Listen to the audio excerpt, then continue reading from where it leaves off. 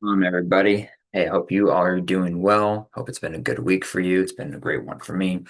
Hey, I know I've talked a little bit about this before, but I had this kind of criteria that I believe that, a boy should go through and learn to go through an experience to allow him to become a man. Because, I don't believe that this world's definition of, hey, you're 18 years old, now you're legally allowed to do a few things. And that makes you a man. I don't believe that because I know 30, 40, 50-year-old men that are still boys. And I've seen, even some teenage boys that are much more men or much more manly than full-grown adults. So, yeah, I don't buy into the notion of age and what that creates. So I talked a little before about this idea, and I know I discussed before about like having the fruit of the spirit, and we even just talked about one of them. So today I just wanted to talk about a similar thing. What is something else that makes you into being a man? And I would honestly say that again, there's many of them, but another thing I want to talk about was prayer. And why is it so important? Like, what's the correlation between prayer and being a man? And we need to be, and again, and my perspective of this is that when you think that you're all that, if you think you're the one that's gotten you places, then that's going to lead to pride and arrogance, and that's always going to be a stumbling block, no matter who you are, where you're at in life, any of it. You're going to screw yourself up a whole lot more, to say the very least, than if you were to have that humility and understand that it's not you who got you there, it's God that allowed you to get there, it's Him that blessed you to get there, and things of that nature.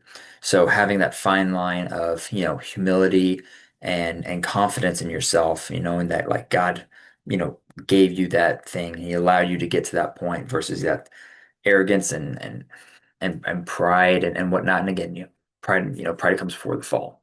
So, and a way to stay away from that is to be humble. And a way to do that is to acknowledge the one in which or in who gave you and allowed for you to be even where you're at, whether it's good or bad, right? Whether you're some multimillionaire living it up in the world, or whether you're like, you're living below the poverty line and you're just getting by. Regardless of what it is, it's where the Father has allowed you to get to. By granted, by your efforts, you have to put in the work. So if you don't put in the work, you can't be mad about it. But anyways, that's a different thing. So the idea was prayer, and so I just got some verses and some quotes that I love about prayer, and I just want to go through it. So in Ephesians 6:18 and 19, right before this, it's talking about the armor of God, which is phenomenal, not what we're talking about today. But at the end, it says that even with all those pieces of all those pieces of armor of God, then it says, with every prayer and request, pray at all times in the Spirit, and with this in view, be alert with all perseverance and every request for all of the saints, and pray in my behalf that speech may be given to me in the opening of my mouth to make known with boldness the mystery of the gospel. So it talks about how important that prayer is, that we need to be in prayer every single day and at all times in all situations. And, I'm still building and cultivating this myself in many areas. Before it used to just being that you'd pray over the Sabbath, or for maybe your family or something, or before food. And then I started building that. Then it was praying for more things. Then it was praying for people as I came across them. Then it was praying for before my gym workout. It was praying before I would have a call with a client, or I'd have a meeting, or I'd go to a networking event. I started praying about, and I'm still working on this because I don't do it every time. I just haven't gotten to that point yet, but I'm remembering a little bit more and a little bit more as I'm on this journey of remembering to pray before things, after things, in situations, in conversations, before, during, after, all of it. So it's a very humbling time, because you're acknowledging that it's not you, it is, God. It is the one who allowed you to get there. So just a few things. So devote yourselves to prayer, being watchful and thankful. It's Colossians 4:2. So yeah, devote yourselves to prayer. Always be in prayer every single day. You'll never, if you were to pray every second for the rest of your life, it still would never be enough. But it's the more the merrier, kind of what it comes to. Matthew 26:41 is watch and pray so that you will not fall into temptation. The spirit is willing, but the flesh is weak. I mean, we all know that if anyone who's well, ever existed, if you ever lived and you've ever been in the world, you know that something's wrong. That's your spirit telling you, it's not okay. Don't do it. But then, your flesh is kind of like, yeah, but what if? It could be fun, it could be entertaining, it could be nice. We deserve this. It's no, no, no. It's always that battle, and I've felt that battle with the flesh and the spirit myself, very intensely, and I really hate that feeling of conflict because it's not something small like, oh, I'm gonna eat that last piece of chocolate cake. It's nuts. That's no. It's something like so much bigger and deeper and more meaningful and a lot more impactful on your soul in the moment, and it's not fun. But it will wake you up. So James 5:13 is anyone among you suffering? Then he must pray. Is anyone cheerful? He is to sing praises. So whenever, and again, it's just going back to, hey, if things are going good, then thank you, Father. Like what's going on? I appreciate the blessings and the good stuff, and thank you for it. Never forget, who gave it to you. Have that gratitude and everything. Every day you wake up, if you start off with that gratitude, phenomenal. Just saying thank you for waking me up.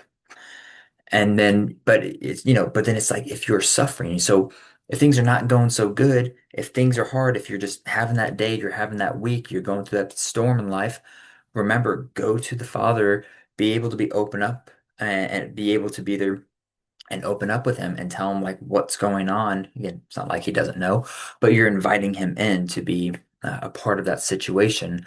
And you're allowing him to be there and you're allowing him to come in and heal and to give you that strength and all the things. That's the idea.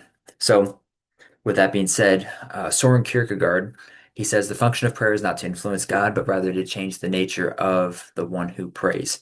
Kind of like we were just talking about. It's, God already knows. He's already there. He already knew it was going to happen. He knew it was going to happen before the creation of the world. He already knows it all. But what he wants is for us to come and say, hey, Dad, here's what's going on. I want you to be here. Like I know you know, but I want you to be a part of it. I'm making sure that I'm putting in the work to say, I want you to be a part of this with me. So Kierkegaard also has another one that says, the proud person always wants to do the right thing, the great thing, but because he wants to do it in his own strength, he is fighting not with man, but with God. So with that one, I really like that one because we're always trying to be the one. We want to be the one that's like, I did this, it's me, I. And it's not a great place to be, unfortunately, because in this world we're told it's got to be you got to be as a man, you got to do X, Y, and Z, and it's all on you. And to a degree, that's true.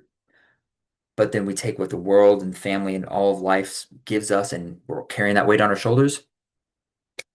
We give that to him. We say, Father, I'm giving you this situation. I give you this relationship. I give you this marriage. I give you these children. I give you my health. I give you this business. I give you. It is on you. I'm giving it to you. I'm giving you the power to do with it. Because it's not ours. It's not our money. It's not our spouse or our kids or any of it. It's what he's allowed to have happen to us. It's what he allows us to have. We're just the stewards of what he gives us. And whenever you're looking at it in that way, it's another humbling perspective of, okay, this isn't mine. I was given this. Just like if you're a a big manager, or you're in charge of something or someone or a big organization of some kind. It's you're not the top CEO. You're just managing the people underneath it, but there's still someone that's above you that you have to report to, and that's going to make the ultimate decisions. No matter what you do, they can either hire you or fire you. They can promote you. They can do all these things, but it's in their hands. So same situation, that's kind of where God is that he's at the top. And if we acknowledge and give him that respect and authority, he already has it. But whenever we're making that effort of saying, I know it's you, I'm giving this to you, please be with me, please, X, Y, and Z. So that's just my thought on there. And then Saint Pio of Pietrelcina, totally butchered that. But anyways, it says today's society does not pray. That's why it's falling apart. So again, when we try to do this world and we try to be our own, you can't get that far because this world, this flesh only gets you so far. And that's even if you were to maximize everything and you were to be the most healthy and financially set and literate and advanced and cultured and all these things, as you can still only go so far in this world and no one can ever reach it. But even so many successful people that do get to a high status, they're like, there's nothing like they're like, I don't know what to do.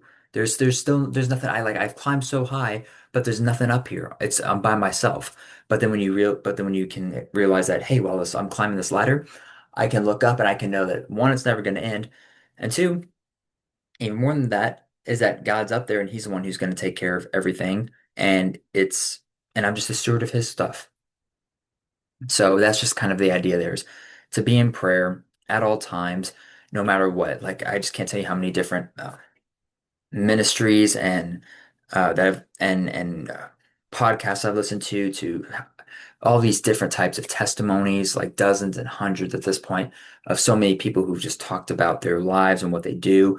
And I know, again, I know I've mentioned this before, but even for my own self, whenever I'm in a situation and I'll pray away that evil spirit, that lie, that whatever it is that's not of God. And whenever I pray in a rough situation, I just ask the Father to fill me with His Spirit and to give me that sense of calmness and all that kind of stuff. And I'm telling you, it works. It's worked for me every single time.